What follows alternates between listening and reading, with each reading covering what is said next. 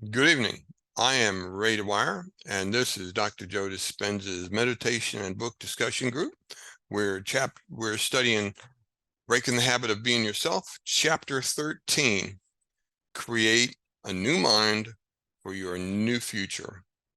This has been a pretty interesting study, but I hope you make it more than a study, and I hope you do the work. This isn't meant to be something that you study like a philosophy. It needs to be something you do. Dispenza uses the word initiate. An initiate is someone who is initiated into doing. And I hope you become an initiate in this work. It will change your life if you allow it to. Create a new mind. We've gone through a number of steps.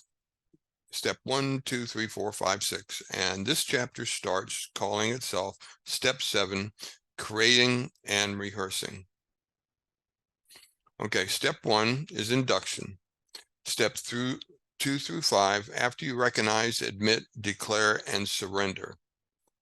And then Step 6, then you observe your old self while you meditate and change. That's brief topics. Chapter 13, Step 7, Creating and Rehearsing. Week 4 will be a bit different from the previous weeks. Week 4 of this part of the book. First, as you read and write the steps in Chapter 7, that's a good question, you will receive knowledge about creating and instructions on the how-to process of using mental rehearsal. Then you will read the guided mental rehearsal meditation. Then it's time to do what you learned, and we'll do the water rising meditation to put it in practice. I have a couple pages here I'd like somebody to read. Who has a really good reading voice? Anybody like to read and has a really good out loud reading voice? No, no one's going to volunteer? Okay, I guess you get to hear me. No? Okay. We'll get to it and I'll read it. What I was going to ask you to read is what's on page 283 and 284, the guided mental rehearsal meditation. I wanted to get somebody else's voice on the recording, and I thought maybe somebody here has a really good reading meditation voice, so I thought I'd check it. Okay, after you first gain the knowledge, second, you study the guided meditation, and third, you do. And the doing will come in the form of the water rising meditation. Overview. Before you begin the final series of steps, I want to point out that the preceding steps were all designed to help you break the habit of being yourself. That's what the goal is.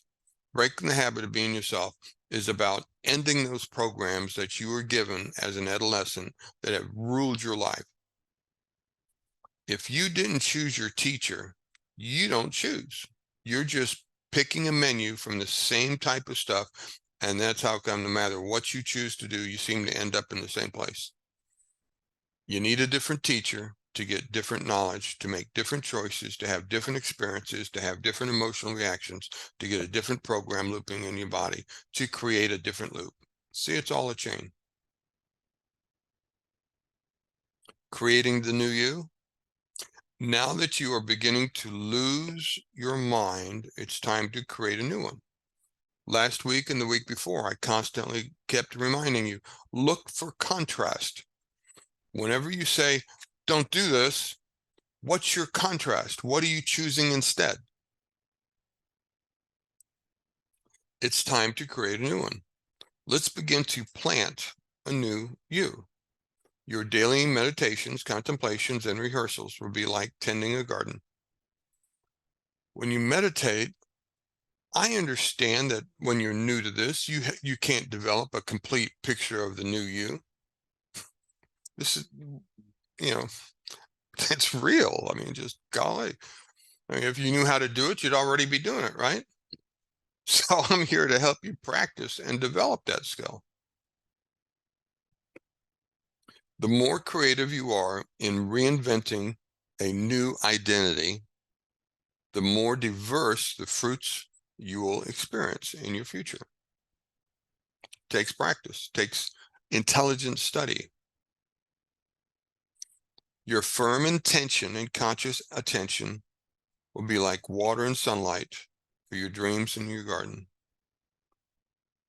Your intention is important, and your conscious attention is the force behind it.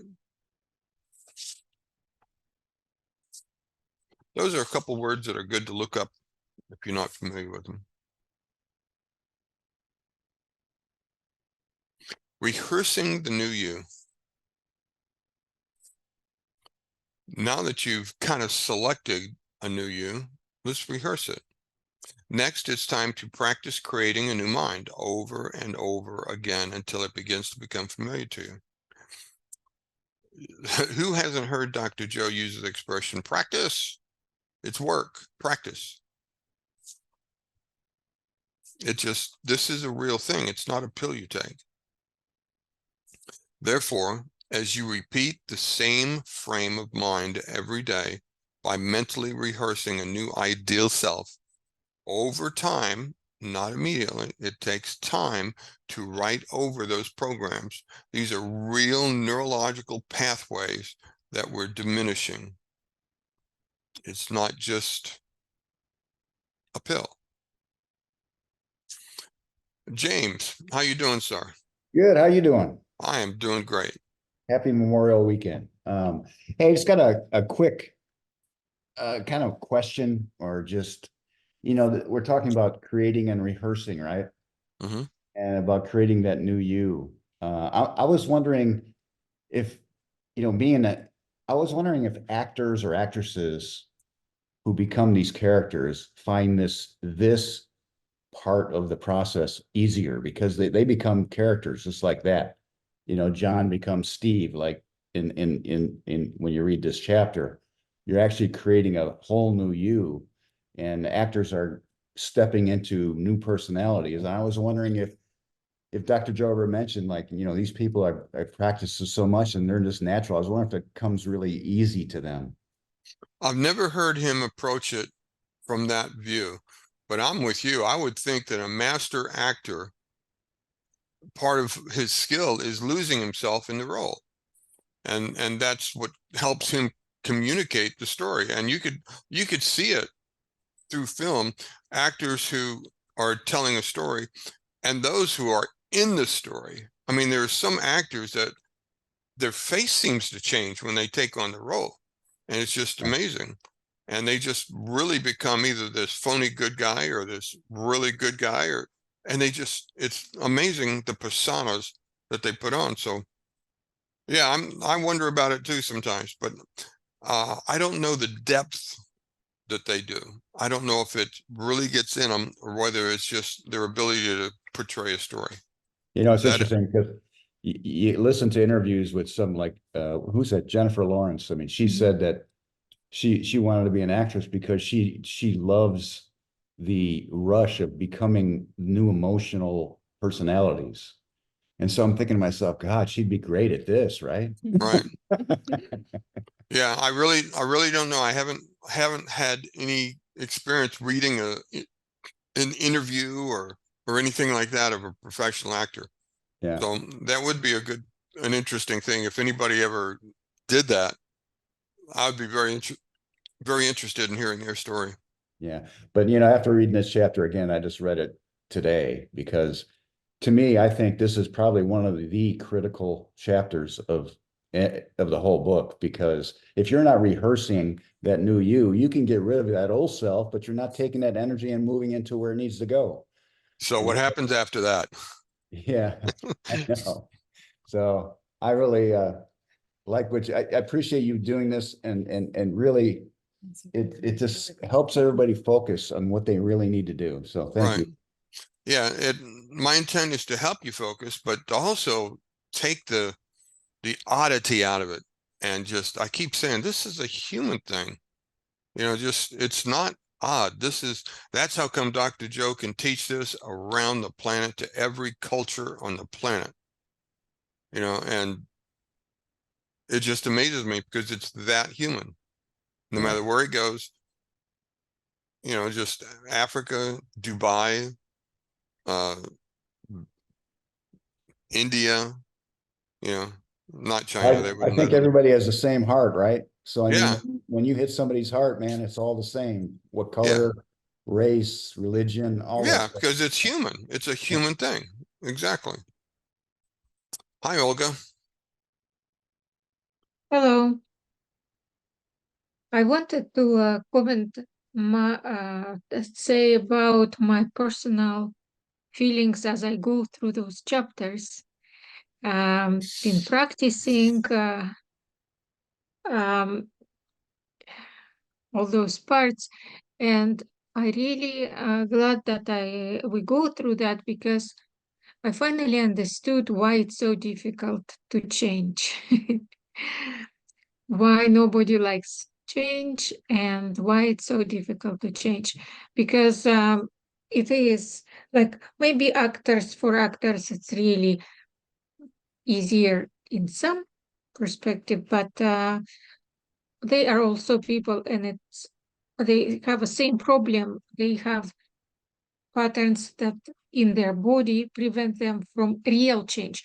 They can pretend. It's a pretending for a short period of time. It's not the same. I Yes, don't see it how it is easier.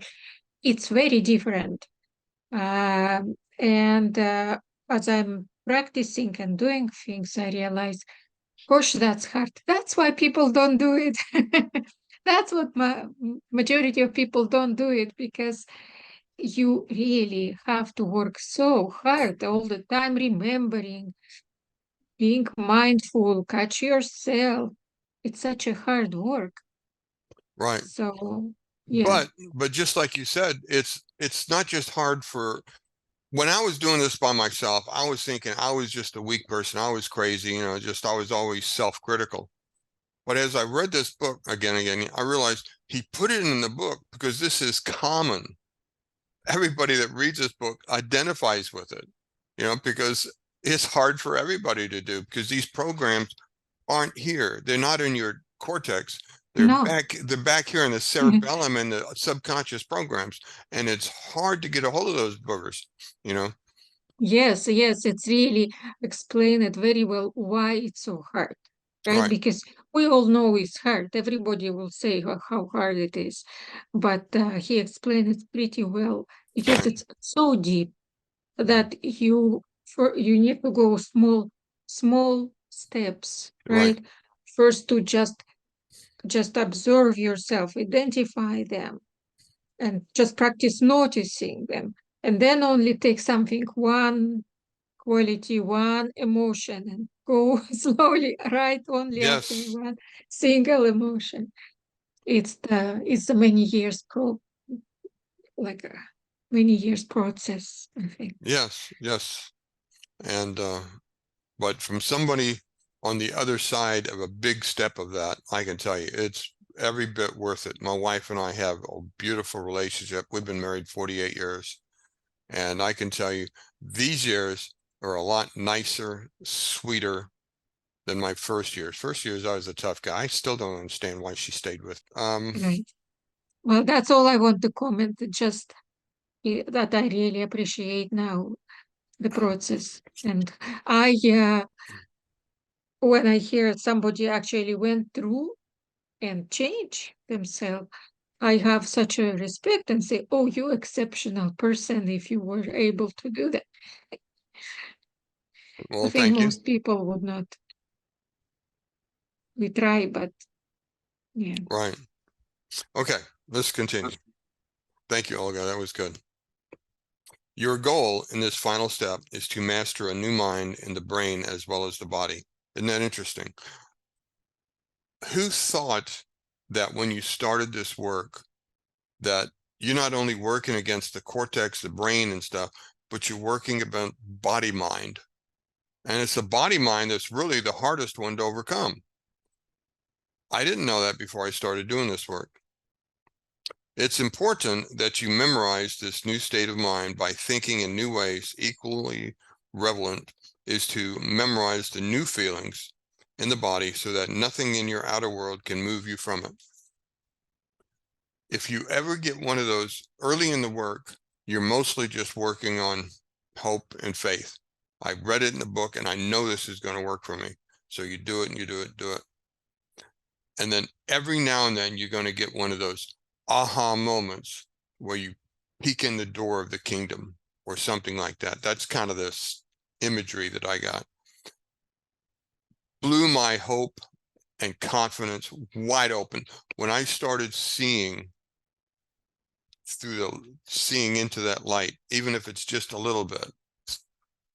I knew I was on the right. I knew I was breaking those walls that kept me separate from the kingdom, wearing them out. And man, my confidence in what I did just went through the roof. So this entire contemplation process is the building method for making a new mind, but not just a new mind of the brain, but a new mind of the body. You're creating the platform of the new self by forcing the brain to fire in novel ways. You're beginning to change your mind. Opportunity to write. I was never a writer. I went to college and I learned everything I could about writing. I could teach writing, but to do a journal like what's suggesting this, I just couldn't do it. I was too self-critical or something. But I know some people that did it and it really helped them clean themselves. So if you have the heart to do these writing exercises, I encourage it. This first item on this opportunity to write says questions to turn on your frontal lobe. That was my first question. If with all the conversation that we have about doing this in the subconscious, the first question in this chapter is work for the frontal lobe. And it's like, what? And the first question is, what is the greatest ideal of myself? Often, well, I don't know about often, but I'm asked times, I don't know what my future self is. I don't know what it is. And I kind of answer, says, well, go into meditation, open your heart to the darkness and just ask. It says, what rings my bell? What is it that if you say, I could do that, you'd think that would be the coolest thing in the world you could do. Some people, it's make music. I knew some guys that were born engineers. If they weren't fixing, fiddling, doing something like that, they weren't happy. You know, just good engineers. I mean, they really put their heart into it. They were just, that's who they were. So in meditation, seek something that you could wake up to and says, oh, I'm going to take one more step toward my future self. And like I've said before, you're looking at me on my road to my future self. This is an unexpected thing that came up for me as I started seeking my future self. So think of an ideal, not a practical. We all have things that we have to do to pay the bills according to the opportunities presented us and the skills that we've developed. But in the background of your mind, find something that makes you kind of grin inside, like, oh, wouldn't that be cool? And give yourself time to plant that seed and let it grow in little steps. It might come at you like a freight train, or it might be a slow growth. Mine's a slow growth. They say it's got an old tree to change, you know, just, but I'm getting there and I'm getting some interesting points. Your personality consists of how you think, act, and feel. Remember that part of the book where we talked about the programs and how what you think decides what you choose, and what you choose decides the programs in your heart, and the programs in your heart decides your emotions. The emotions are last, the feelings. So I've grouped some questions to help you determine more specifically. Remember, when you come up with your own answers, then contemplate them. You are installing new hardware in your brain by signaling your genes to activate new ways in your body. Signaling new genes. We're going to talk about that idea a lot in the next book. That word is called epigenetics. Let me tell you how strong and important this idea is. I had melanoma phase 4 cancer for 9 years. For 9 years, the doctors told me it's going to kill me. I had a meditation that changed me, and all cancer in my body died. The cancer died. I didn't. My energy gave a different genetic expression, and I live and the cancer died. That's my experience. And I don't know how to say it better and simpler than that. How do you want to think? How would this new person think? Remember this ideal person over here? How would he think? How would that person act? How would this new self be? And that's the most important one. Being is a hard thing to talk about, because you can talk about, oh, well, I don't know about you, but I could talk about all kind of, this person does this, he works like this, he dresses like this, he makes this much money, just this. But that's not his being. When you meditate to create the new you, your job is to reproduce the same level of mind every day, to think and feel differently than you usually do. Well, until you get that first aha moment, I was just running on a little bit of hope and faith. I'd read the book and I'd be convinced this works. I mean, I'd hear I'd hear Dr. Joe speak, and I'd run through all the videos, and I could just say, this works. I've got to make it work for me. And I just went at it. And every now and then I'd get that aha moment, and the door to the kingdom would open just a little bit, and my confidence would go through the roof. Okay, I know it works now. I just got to get better at it. Got to get cleaner in my thinking. Got to get more consistent. And I would remember those little moments of aha, and I'd rehearse them and just like, what does that feel like? What was I doing? And I'd get a little bit closer and a little bit closer. Transformation must occur in the here and the now. And your energy should be different from when you started. If you get up as the same person, feeling just as you did when you started, nothing has really happened. You're still the same identity.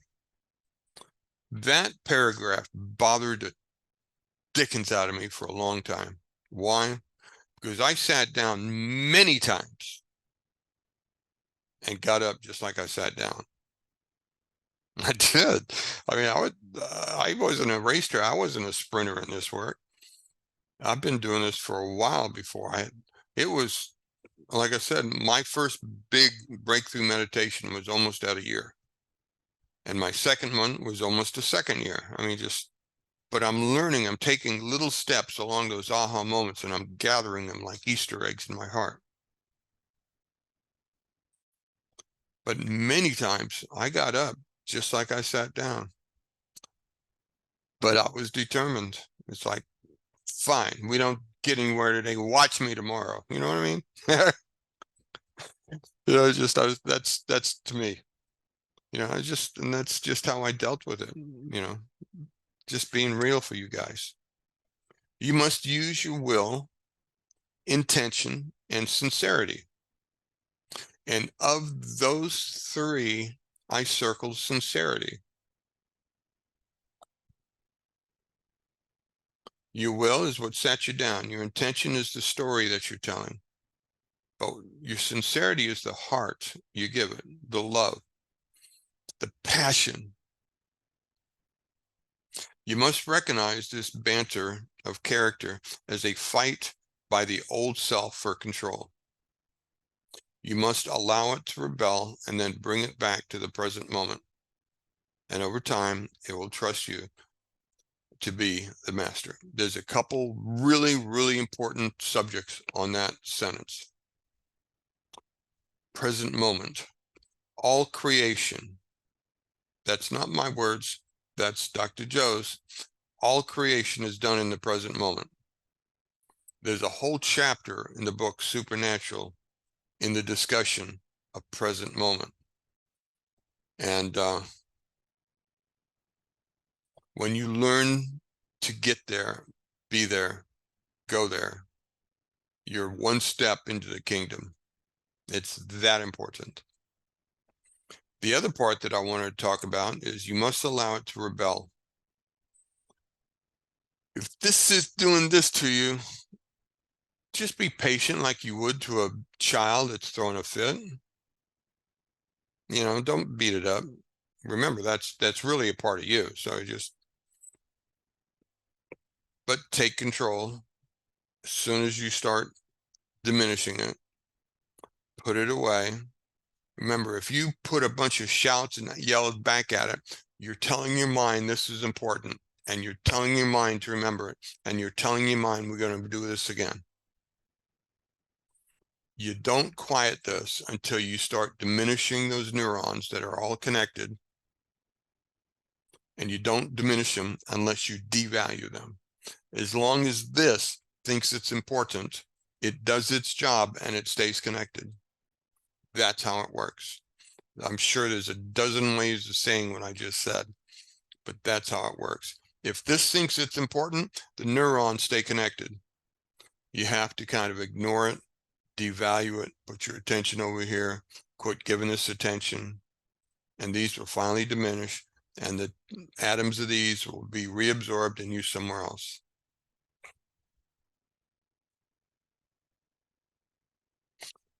You must recognize this banter and character has a fight by the old self for control. That fight. When I first started, I used to talk to people, and I used to tell them I'm going to war in my meditation. And I was told that was a wrong terminology. I should approach it peacefully and stuff like that. And I couldn't get them to understand. Dr. Joe says you need to use more energy to overcome than the summation of the energy that you programmed and imprisoned yourself with. I understand there's some very peaceful people and they can just meditate. God bless them. You know what I mean? That wasn't me. My life was chaos from the time I was a child. Intense chaos. And so it took an intensity to shout down and take control of my shouting mind and diminish it and outshout it. You ever seen these college sports games where the two teams try to outshout each other? It was something like that. No. And but that was part of the step I took to get my choosing louder than the program that was trying to choose me. But that was an individual choice. I surely can't say, yeah, you need to go to war with your meditation. No, because I don't know you. Only you do. For some people, being quiet. For some people, well, you got the idea. There are many different means to arrive at your end. And that's what I was just saying. Mine was to take that sentence and fight, resist the force of the program that was in me by a greater force of will. Just think about the greatest expression of yourself and then remind yourself how you will act. I told you I had that little squirrely thing that Dr. Joe teaches about writing a letter and putting squirrels up here. And I did. I had it up on my whiteboard and it was there. and it turned into a sunflower type thing. And I rehearsed it many times. Becoming familiar with the new you. This part of step 7 is about making the leap to get to the unconscious skill level. When you are unconsciously skilled at something, that means you just do it without having to take place a great deal of conscious thought on or attention on it. Some of you know the word flow. Flow is that thing that some sports people talk about when they just off and running. I've suggested it a couple of times when I was into jogging, not long jogs, but jogging. And I could ride the jog. It's like I didn't have the word flow at the time I was doing it, but that's what it was. I was just kind of, I just look around, my body's doing its thing. You must make an effort to go beyond your boredom. Once you get into this and you do it again and again, and it becomes familiar, that familiar is a turning point. That familiar will either turn you off because your mind is bored and wants to wander off, or it is a tool for you to get a hold of and take it to the next level and start examining the edges of your mind.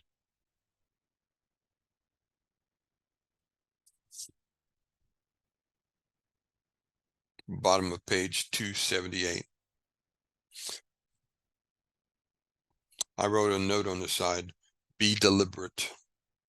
Bear in mind that most of the mental rehearsal exercises that activate and grow new circuits in the brain involve learning knowledge, getting instruction, paying attention, and repeating the skill over and over. As you know, learning is making new connections. Instructions is teaching the body how to, in order to create a new experience. Paying attention to what you're doing is absolutely necessary to rewire your brain because it involves you being present to the stimuli. Paying attention is telling yourself, I put value on this event I'm experiencing, and so it connects neurons. It makes value. You've told your mind, this is valuable, remember it. Both physical and mental, and last, repetition fires and wires long-term relationships between nerve cells. Repetition is what I want to emphasize here. You got it? This is something you practice, just like any skill. Once you get further along and you can just go into the kingdom, then some new things can happen. But to get there, it's going to take a skill to the level of being flow.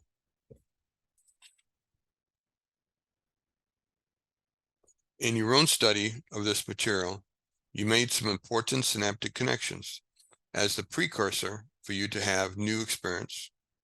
Both of these elements, studying information and having experiences, evolve your brain. Both of them. You have a new teacher, you get new knowledge, you study it and get new knowledge, and you make choices that drive that experience into your body. You are also being given proper instructions in the unlearning and relearning process. You got something you don't want to do, you take the energy of this and you direct it to something similar that you want to do. The keys for you to focus on are frequency, intensity, and duration. That is, the more you do it, the easier it gets. The better your focus and concentration are, the easier it is for you to tap into that particular mind the next time. It's like anything else you've learned.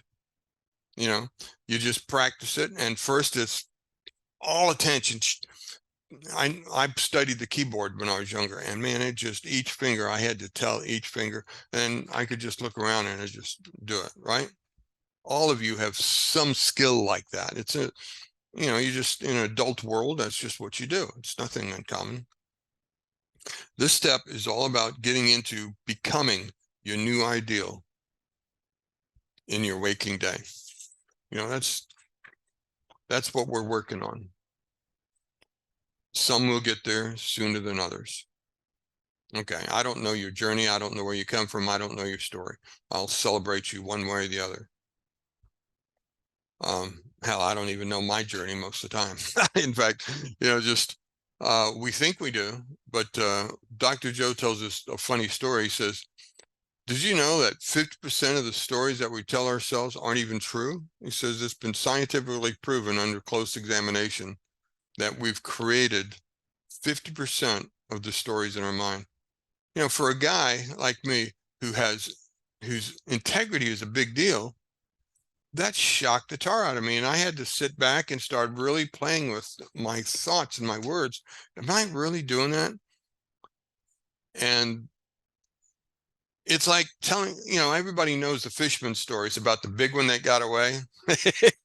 Yeah, I found I did that kind of stuff, except I did it not just with silly stuff. I found that I was doing that with other things. I was doing what Dr. Joe says, even though I wasn't conscious of doing it until I started becoming self-conscious in this.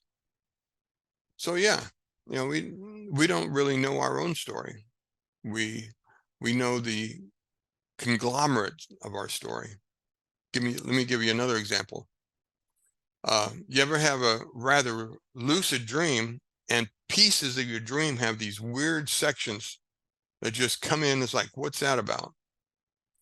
Well, the mind doesn't like gaps in a story. It just doesn't. So if you're having this really cool dream and just something weird sticks in the middle, and then the dream goes on, that weird thing in the middle is a gap that your mind just went, oh, I don't know how to fill this. So it just finds a picture and sticks it there. It really does. And so you're telling yourself a story and making it up, even though you think this is reality you're remembering, but you're still filling in your stories. It's a human thing. Really weird to me, but that's how it works. Page 280. Becoming a new personality produces a new reality. Your goal in this step is to become a new personality, a new state of being. I had a conversation about that sentence earlier today. I spent a big part of my adult life saying, I am an Army veteran. What does Dr. Joe say about that type of statement? As I got older, in my 40s and 50s, I was still declaring I was the person I was in my 20s. Now, what's wrong with that picture, right? And I didn't even realize how I had tied my energy, my maturing, to an age of pain and ugliness. I started doing this work, and for the first couple of years, I'd still introduce myself as I'm a veteran. Still tied to my past, even knowing better. That program was that hard for me to break. And now I'm searching for words to help. How do I define this? I can say, when I was younger, I was a veteran. That's an honest statement. I am not that man anymore. Okay? So when you think of yourself, it is more honest to say, when I was young, I was that. When I was young, I was traumatized like hell, and I spent half my life crazy. That was young, that was honest. But it doesn't say I am that person any longer. That is important in you getting free. What you are now is present moment. Guys, we go to work and say, I'm a carpenter. Are you? Or do you do carpenter work? Be careful who you say, I am. Point 2, your new personality should produce a new reality. In other words, when you are being someone else, you naturally will have a different life. The friend I was talking to today was talking about how her life is changing And she's not doing it deliberately. She is just becoming her new self, and things around her are changing. And she's a little surprised by it because she didn't expect it. Even though it says, Ray, I know you told me this would happen. Yep. And she's seeing it. As your personality changes, just like that common person going to an art gallery and the art master, they go through the same gallery. They have different experiences because one is more aware than the other. And that's what's happening. We are becoming more aware of who we are, and thus having more understanding of who everybody else is. Your new personality should produce a new reality. When your personal energy changes, your personality changes, and that drives a reality around you. Thus, from the quantum perspective, this new personality is the perfect place to create from. This new personality is generally a present moment, and that's where you create from.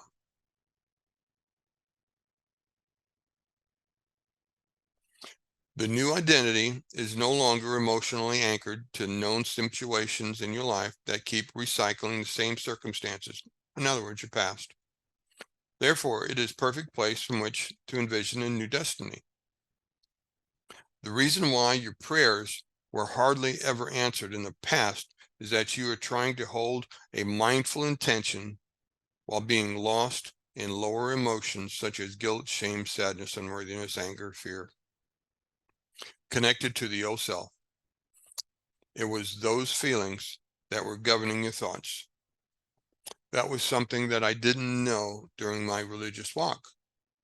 I was a prayerful person, but I was a beggar in my prayers. I'm miserable. Oh, God, save me. I was praying from just like he said. And, I was creating just like he said. The 5% of your mind that is conscious was fighting against the 95% that is subconscious body mind. Thinking one way and feeling another cannot produce anything tangible. There's a rule. Did you get it? You can't think with your mind and feel with your body and create something, at least not very well. Simply said, you can't create a new personal reality while you are still being the old personality.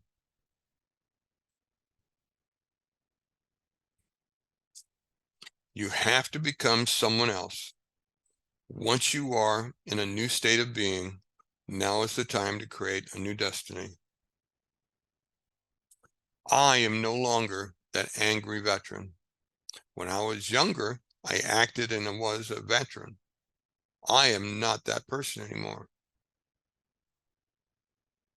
So I don't create what he created in my life. I have a whole new thing going. From an elevated state of mind and body, in love, joy, self-empowerment, and gratitude, in a greater, more coherent energy, here is where you see those images in your mind of what you want to create in your new life as this new personality. Sometimes when I was early in this work, I would read this and I thought it was an exaggerated, what's the term? Idealistic statement. It's not. He spelled it out just exactly as I experienced it. The pictures you see in your mind are the vibrational blueprints of your new identity. You, as the quantum observer, are commanding matter to conform to your intention. Let me reinterpret that sentence because it has something hidden in it. The pictures you see in your mind are the vibrational blueprints of your destiny. as you, the quantum observer, are commanding matter to conform your intention. You, as the observer, observing it, is the command of energy. Not your words, your inner observation of it. To observe it, truly observe it, is a state of being in the present moment. And when you truly observe something, experience it, observe it to the point where it's an experience, you are commanding quantum energy. With clarity, you will hold the image of each manifestation in your mind for a few seconds, and then let it go into the quantum to be executed by a greater mind. And then you release it to let the principles of creation do its work. I wrote a note to the side and I said, that's what creating, commanding in the quantum means. Finally, give up trying to figure out how or when or where or with whom. Leave those details to a mind that knows so much more than you do. Did you get that? When you're trying to create a new future self, give up trying to figure out how it's going to happen, when it's going to happen, or where it's going to happen, or even with whom it's going to happen. You think, I'm supposed to do all this detailed stuff.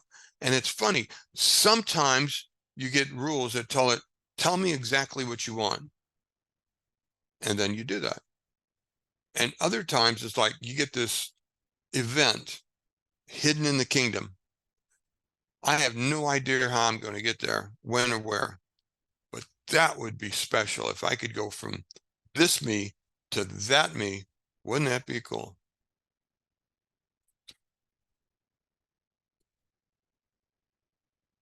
So they're both correct. And you're right. I know some of you think, well, I was told you got to give this detail and that detail. I want this and this and this and this. And sometimes that is the correct answer. You're right. But sometimes it's not. It's just, I don't know what to tell better than that. Sometimes it is and sometimes it's not, because you will read places where it tells you to be as detailed as you want. And other places like that, you said, leave it alone. Just tell me the end goal. The metaphor, a good metaphor for this is you pull out MapQuest, Google MapQuest, and you say, I want to go from here to there. Google doesn't ask you how you're going to get there, doesn't ask you when you're going to get there. It says, where are you now and where do you want to go? And Google works it out. It's really a lot like that. And then you follow the directions that it gives you.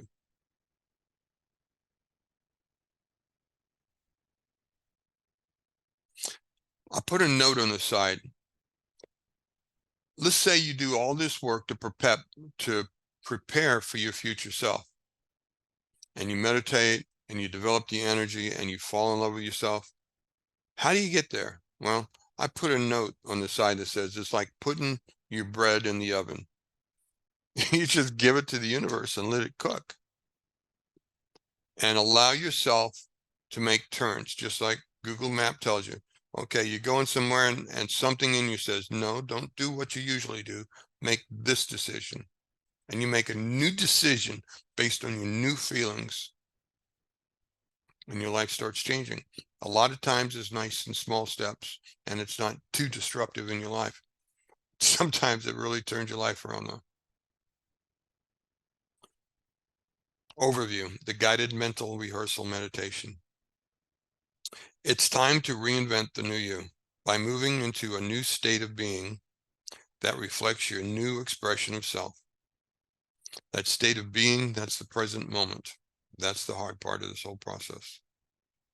After you do, by priming a new mind and body, then you rehearse that state of being again. Then once you are a new being in your meditation, a new being and a new personality, and a new personality creates a new personal reality. Here is where you, from an elevated energy in a state of love, creates a specific event in your life as a quantum observer, that's the commander of destiny.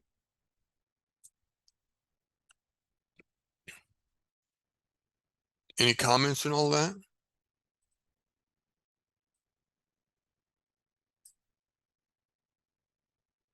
This really is the final work. The next chapter we'll talk about, it's kind of discuss the work, but this is the work.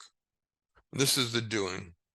This is past the point where you said change, and now you're sitting down in your meditation, creating a new you, and then then trying to live that new you in your life, and coming back and practicing it again.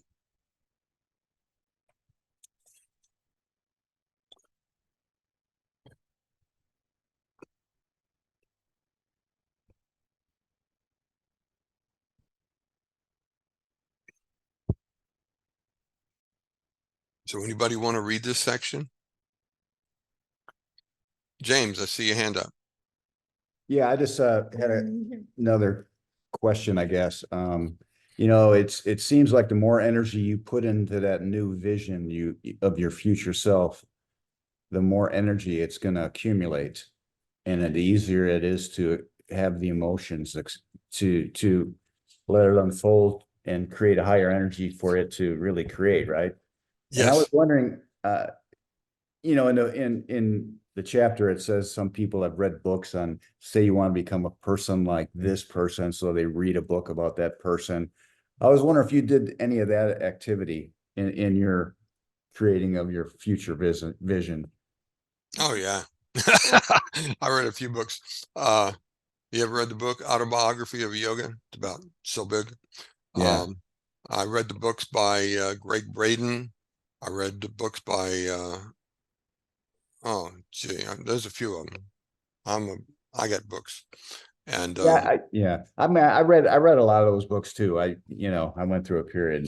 Well, that's a long story. I don't want to get into that. and I tried to incorporate pieces of it, and until I got rid of the program that says, "Right, you can't do that," all I got was a history lesson.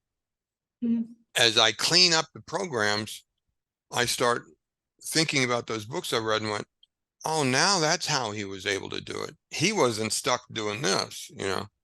He didn't have this loop that says he's this angry old veteran. He doesn't have this loop that says he belongs to this church. He doesn't have this loop that says he can't, you know, he's not the right type of person or whatever, you know." It really was.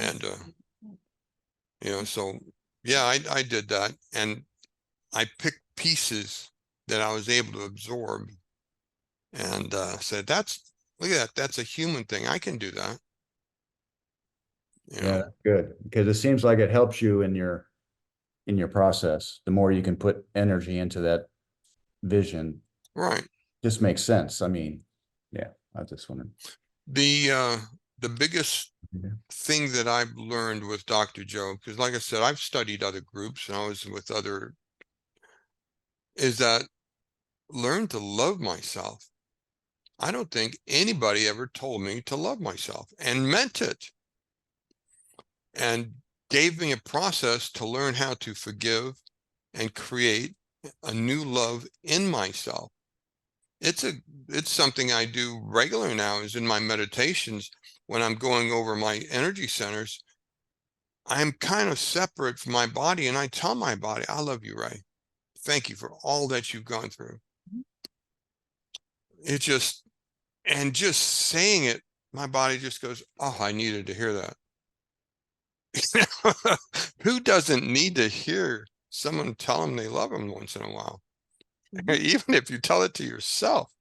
Ray, I it's amazing you say that, because, as you read the book, it says that loving yourself is one of the key things.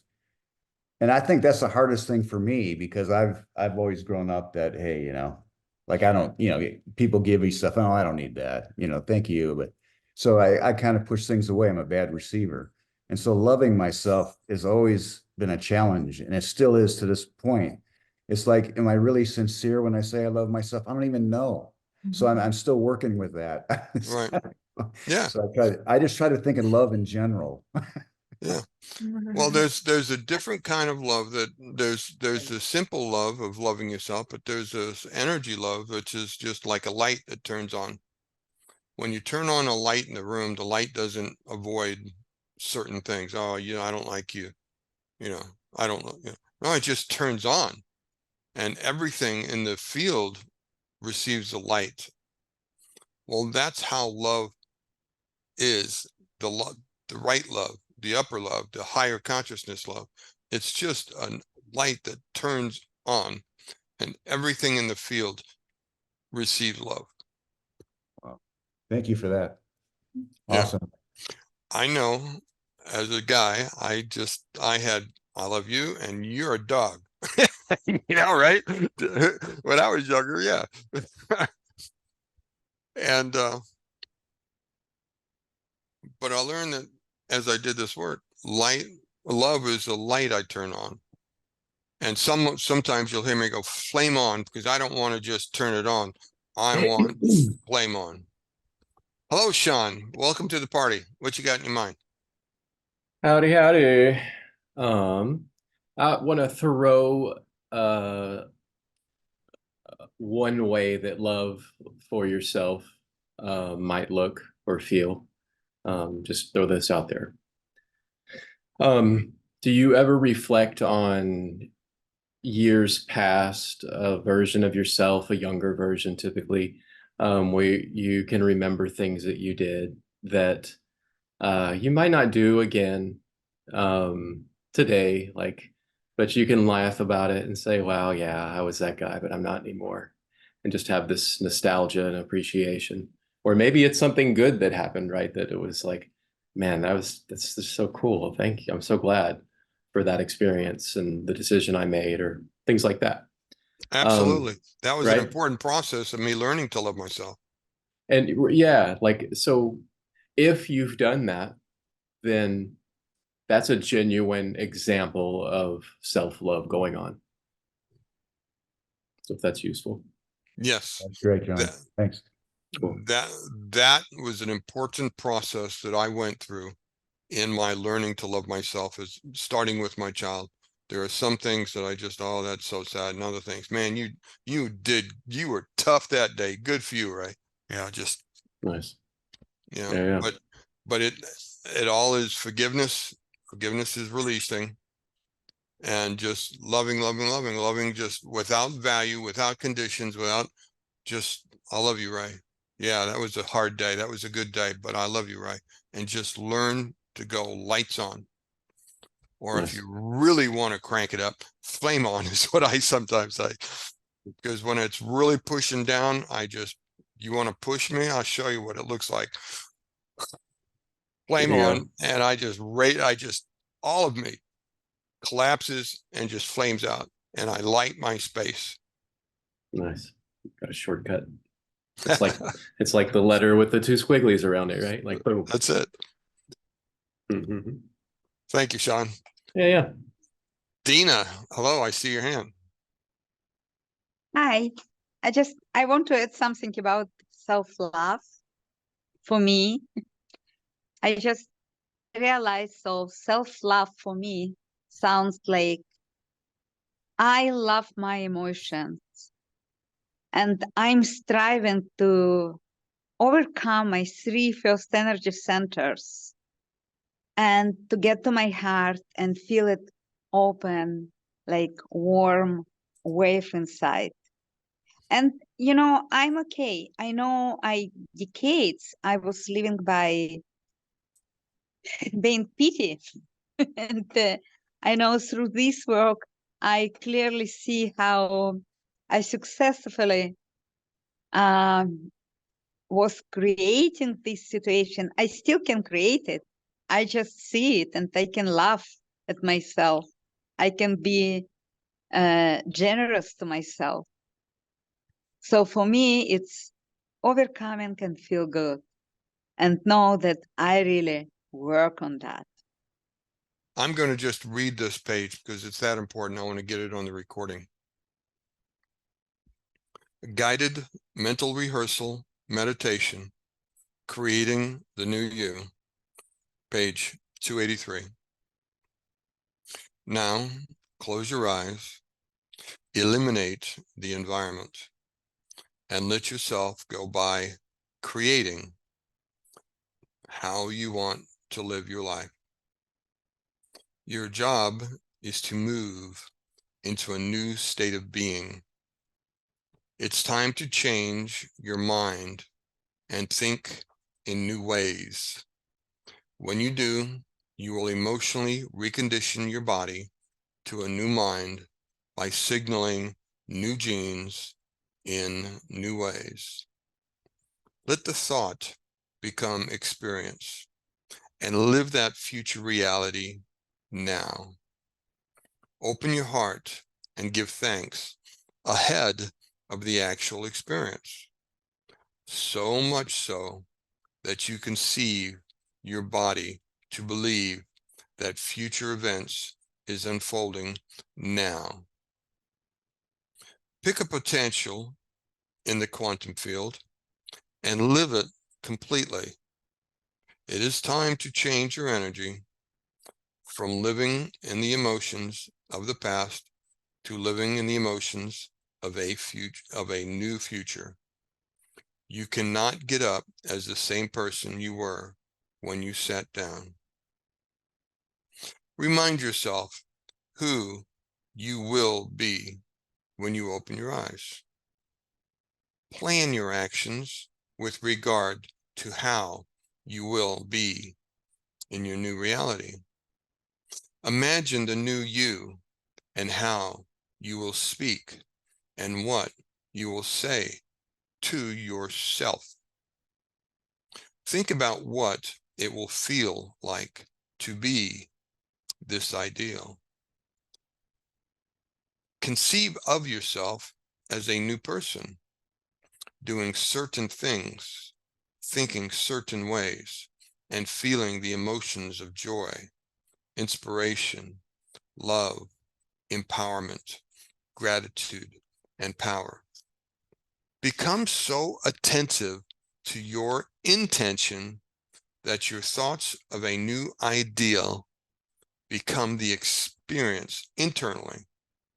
And as you feel the emotion from that experience, you go from thinking to being. Remember who and what you really are in your future. Now, rehearsing the new you. Now, relax for a few seconds, then review, recreate, and rehearse what you just did. Do it over again.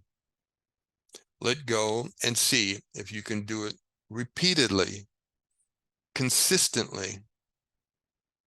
Can you initiate being that new ideal with greater ease than the last time?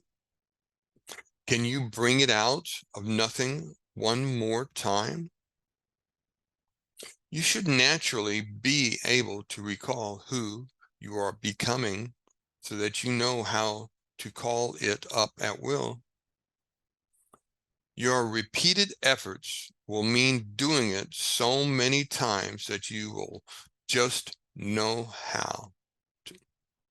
When you move into this new state of being, memorize the feeling. This is a great place to be, creating your new destiny. Now it's time to command matter. From this elevated state of mind and body, what do you want in your future life? As you unfold the new self, remember to move into that state of mind and body that feels invincible, powerful, absolute, inspired, and overjoyed. Let the pictures come. See them with certainty, with knowingness that unifies you to those events or things. Bond with your future as if it is yours, without any concern other than expectancy and celebration. Let yourself go and begin to free associate without concern. Become empowered by your new sense of self. With clarity, hold the image of each manifestation in your mind for a few seconds, and then let it go into the quantum to be executed by a greater mind. And then go to the next one. Keep going. This is your new destiny. Allow yourself to experience that future reality in the present moment until you convince your body to emotionally believe that the event is coming to pass now. Open your heart and experience the joy of your new life before it actually manifests. Know that where you place your attention is where you place your energy. The energy that you released from the body earlier has become the raw materials for you to use to create a new future. It's a state of divinity, true greatness, and gratitude, created by blessing your life with your energy, and be the quantum observer of your future. Become entangled to your new reality. As you see the images of what you want to experience in the energy of this new personality, know that those pictures will become the blueprints of your destiny. You are commanding matter to conform to your intention. When you finish, simply let go and know that your future will unfold in a way that is perfect for you. I have a strong urge to say amen, amen. So I'll just kind of, pardon me as I inject that. There's so many high-level lessons in those 2 pages.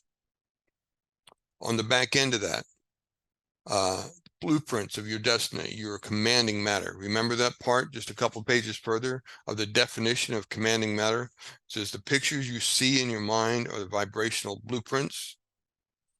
You as a quantum observer are commanding. That's how you command matter. Know that where you place your attention is where you place your energy. I haven't taken a pain pill in years, not even for a headache. Why?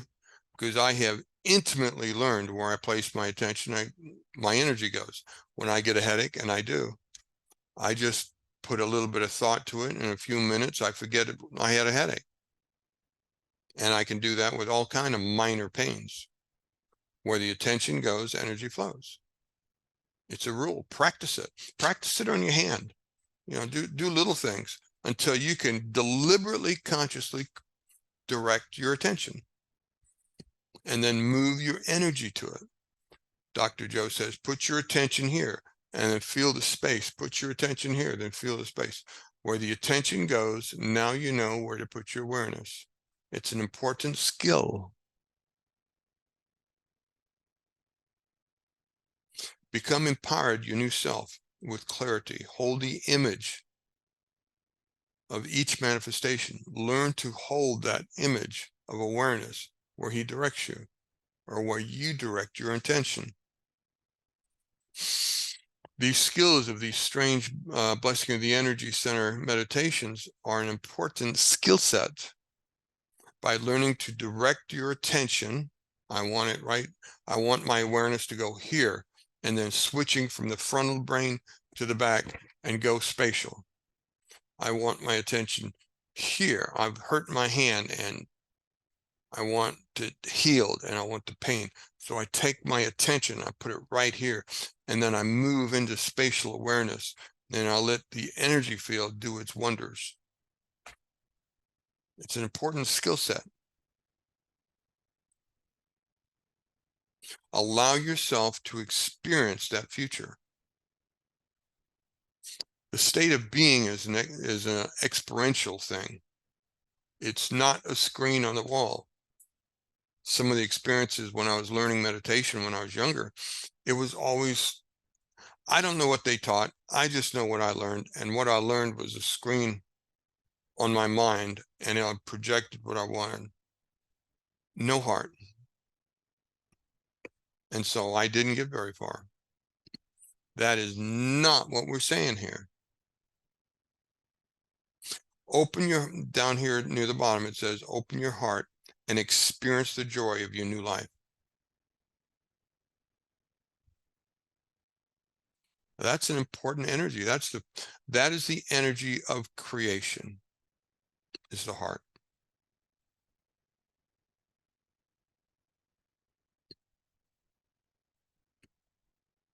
Any comments on that section?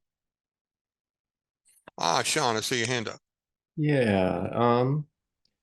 I know when I was getting familiar with this, it felt like I was trying to spin about 15 plates at the same time while juggling knives and bowling pins, and it was a lot to keep up with. And I was, I felt like I was busy trying instead of being. And something that occurred to me recently that was like, I think it's kind of like this. Like, if you've ever, no matter whether you're reading for pleasure or you're reading to just like dig into something, but if you've ever been reading a book and you've gotten lost in the story, in the content of what you were reading, where you were there, you were not home on your couch, like you were really there, and your heart's moved in whatever direction you can, like you just kind of immersed yourself in the story, then you've done what, that's moving into a different state. Like that's another, like we kind of dimensionally shifted, where our thoughts and feelings are different than they normally are in that moment. And so that's doing this here, and it's just being more specific rather than winding up there by being stimulated by whatever we're reading. Now we're going to direct it, but we've done it. So you can feel like that was like, oh, when that happened, like, wow, well, okay, that's a more familiar muscle than just, how do I do this? So share that. Right. Yeah, I started with a very busy mind, and I still get busy head, but that's not really what you're talking about. You're talking about the deeper programs that make you go in 5 directions. And when you start with that much, it really is a challenge to take on one at a time. At least it was for me. But that's kind of what you got to do. You got to wrestle them down to pick on one and heal it. Even if you don't heal it all the way, if you can diminish it, just keep diminishing them. Eventually you'll get where you can disconnect them and just forget them. Now I can look at my past and go, yeah, that was a bad day. And go, boy, I'm glad I'm done with that. So let me show you what I'm doing now. A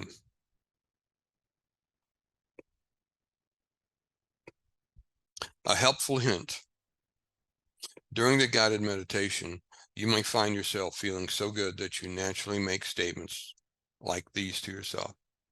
If you get this far and you make these sincere statements to yourself, you are doing good. It took me a while for me to meditate, and in my meditation, as I was learning to love myself, it was still a challenge for me to say, I am wealthy, I am healthy, I am genius, I am loved, I am love. And then the big one, I am that I am. It took me a while. Well, it took me till after my big meditation that I've spoken of so many times to say that one. Mr. James, how you doing, sir? Yeah, just one more thought. Yeah, like I said, I was working on the love, and Sean brought up some good points just with that reading of the book. But one of the things that came up in my meditation, and one of the things that comes up a lot with me just recently, is that to love and to get in that state of oneness with while you're in that void, um, you can't have any thoughts of separation. And that's why I think I had a hard time with love, because if I love myself, that means I'm greater than everything else. And we are everything else. And we're not in oneness if you're saying I'm greater than everybody else. Right. You know what I'm saying? So I had a great release this morning, just thinking that, try to think that you like I am that I am. That means you're part of everything. And that's true love. Whereas love the other way is just separation. And so I think that's why I was having such a hard time with that, is that having that thought about being oneness and whole, encompassing everything, everybody, everything, walking in nature. And I'm trying to work with that. And so hopefully that takes me somewhere. Just a thought I just wanted to throw out there. No, I think it's accurate. Cool. So what I had to do, and what I've talked to others who've done it, is that they had to find scenarios in their life that they can empathize with to begin the journey from separation to oneness. Example, walking in a park. It's easier to walk in a park and fall in love with life around you than it is to walk on a city street with the chaos and the aggression. That's a little harder to fall in love with, right? And so you practice what you can succeed at. And so I love going to a beach with water splashing on me. I fall in love with that. I can expand my love there and practice that.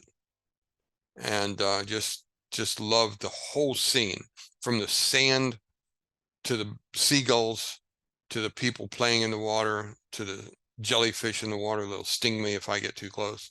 I love it, and I just turn it on like a small sun. And I learned to do love in that kind of environment. And so after you practice like that, you now have a memory that you can practice and bring home. And when you're in your meditation and you're given a vision, a mindset, a picture, you can just remember, this is what love is like, and you turn it on. Love is a light in a room. It doesn't care what's there. It's just lit. The energy of the light goes out to everything in all directions. And that's how I practiced and things like that. And so now it's just a skill that I know. And it's an awareness, and it's part of me. Just can I do it 100% of the time? Well, of course not. I'm just a guy. But when the flow is with me, I've been told people can feel it when it turns on, particularly if I'm doing a close meditation with somebody. Man, if we just did a side by side before and after a couple years ago versus today, just the eye test, you'd pass the eye test. Easy. It's awesome. You can't help it. You don't have to go do something to have that Right. love. It's there. It's there. It's awesome. Hey, since it's all this, there's this oneness thing going on. When we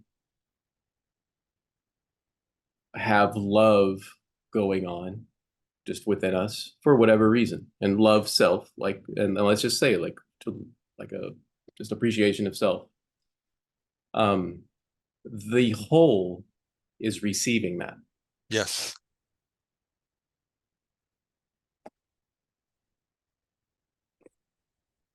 Yes. The I am that I am is receiving and feeling its love of itself. Yeah. Because you are the I am. And so you're loving. When you say I am that I am with love and passion, you're telling the Father that you love the Father. Yeah. Just to put it in a different term.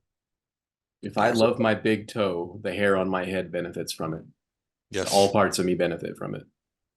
Yeah. So if everybody was in real love in the whole universe, I wonder how bright it would be. Yeah, right. It'd be tangible. Oh, yeah. I know. Mm. It'd be pretty cool. And hey, whenever we get upset and interrupt, like we wind up going, hey, I'm either whether it's fearful or aggression, anger, whatever. In those moments, you could say, hey, I'm withholding love from myself and all.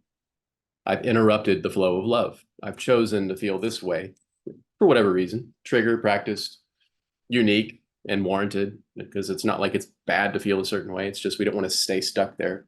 But yeah, you can look at it as like, oh, I'm interrupting love. Hold on. Do I want to choose that? Is that what's going on right now? Or am I going to let this go? Mm-hmm. Dr. Joe says, this is not loving to me. Yeah. I've got to change it. Not it. He doesn't say this is not loving to you or to you or to you. He said, this is not loving to me. Him learning to love himself is such a high priority. He controls that stuff because it interferes with his loving himself. when I got a hold of that idea, I went, wow, I got to think about that, because it's that high a priority for him. This isn't loving to me. I got to quit it. Yeah, that was a stretch when I first started getting a hold of that one. It's like, because like James said earlier, this isn't what I learned growing up. It's like loving yourself. That's you self-lover. That was an insult to be called a self-lover. God, what's the matter with those people? We're supposed to love ourselves. Okay, back to the lesson. If you continue to do all the steps every day, what used to feel like 7 steps will begin to feel simpler, with more of a flow from step to step. Yeah, it becomes a process, so that you just sit down and your energies know what to do. It says, okay, we're safe, we're secure, we can just come in and heal for a while, and you let your body learn to heal.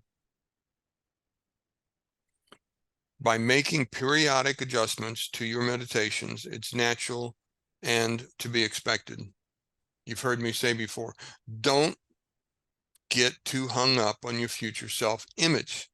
As you change, as you evolve, your dreams of your future will also change and evolve.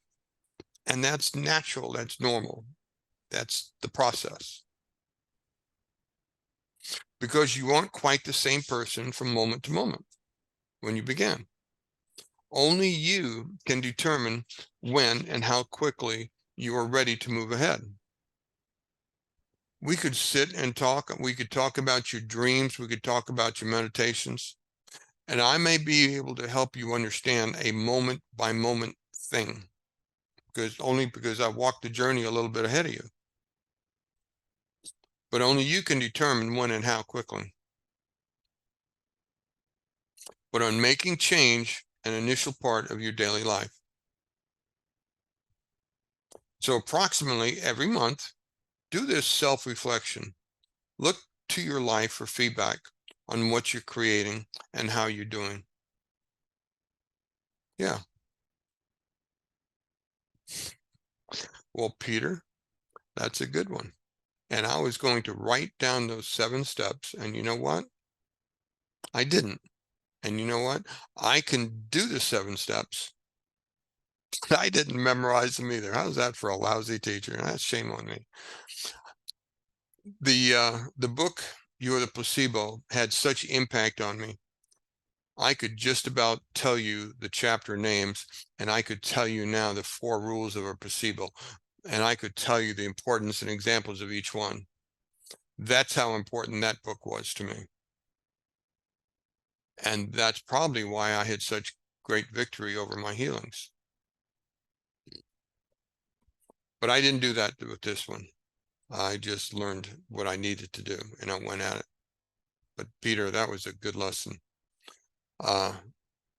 It's funny, I was thinking about the notice, Ray, you need to write that down. Someone's going to ask you. I can see it coming. And there it was. Makes me laugh. Okay.